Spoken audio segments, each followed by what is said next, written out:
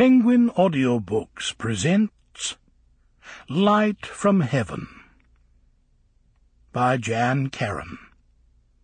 Read by John McDonough. From William Wordsworth.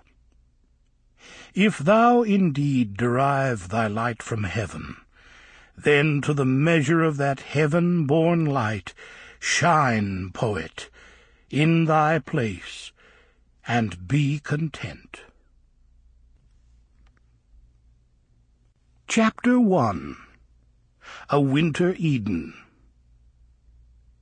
The first flake landed on a blackberry bush in the creek bottom of Meadowgate Farm.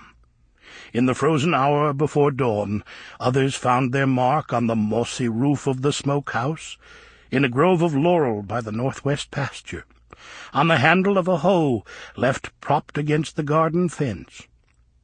Close by the pond, in the sheep paddock, a buck, a doe, and 2 fawns stood motionless, as an owl pushed off from the upper branches of a pine tree and sailed, silent and intent, to the ridge of the barn roof. The owl hooted once, then twice. As if summoned by its throaty velveteen cry, the platinum moon broke suddenly from the clouds above the pond, transforming the water's surface into a gleaming lake of molten pearl.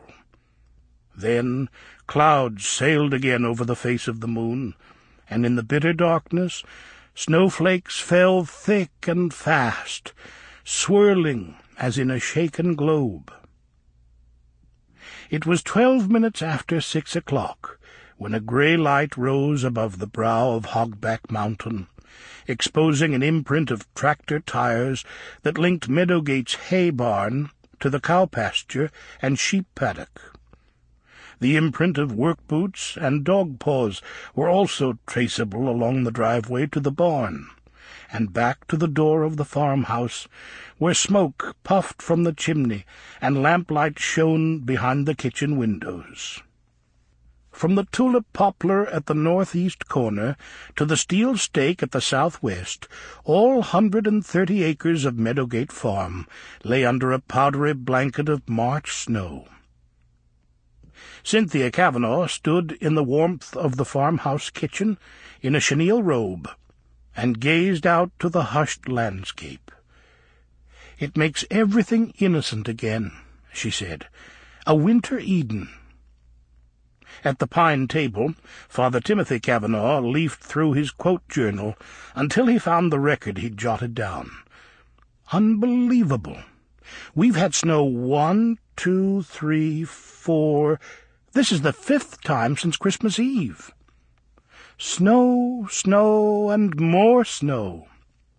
Not to mention dogs, dogs, and more dogs. It looks like somebody backed up to the door and dumped a truckload of canines in here." Following the customary daylight romp, Barnabas, his Bouvier wolfhound mix and boon companion of 10 years, was drowned in slumber on the hearth-rug.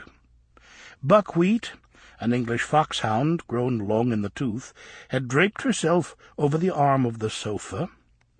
The Welsh corgi, aptly named Bodacious, snored in a wing-chair she had long ago claimed as her own, and Luther, a recent mixed-breed addition to the Meadowgate pack, had slung himself onto his bed in the corner, belly up. There was a collective odour of steam rising from sodden dog hair. "Ugh," said his wife, who was accustomed to steam rising off only one wet dog. Father Tim looked up from the journal in which he was transcribing notes collected hither and yon. "So, what are you doing today, Kavanagh?" Cynthia mashed the plunger of the French coffee-press. "I'm doing the sketch of Violet looking out the kitchen window to the barn, and I'm calling Puny to find out about the twins. They're days late, you know." "Good idea. Expected around March 4th or 5th, and here it is the 14th. They'll be ready for kindergarten."